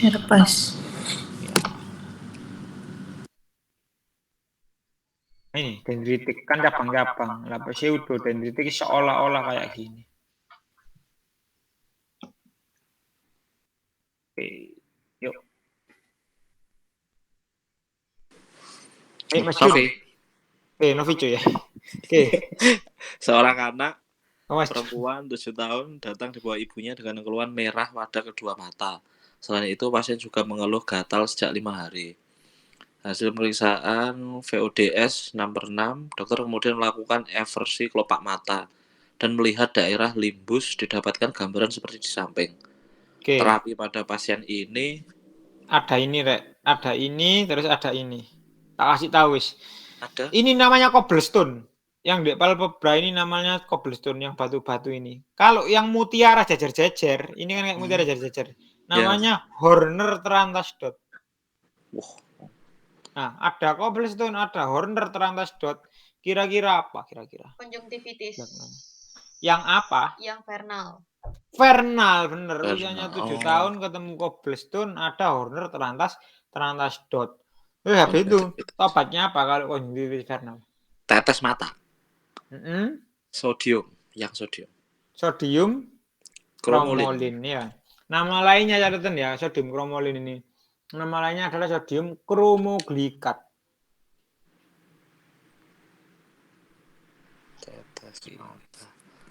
Sodium kromoglikat.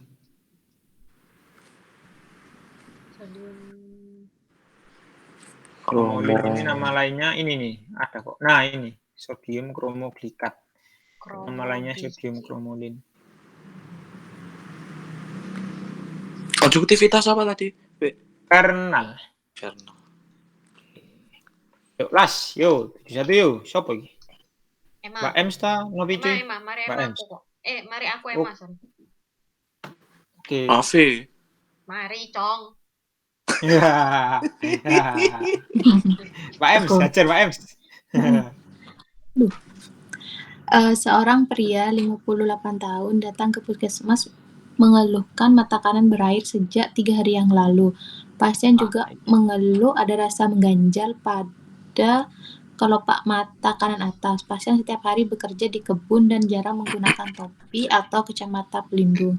Hasil pemeriksaan visus OD-nya 6/6 dan ditemukan selaput putih berkeabuan berbentuk segitiga menutupi sampai tepi limbus.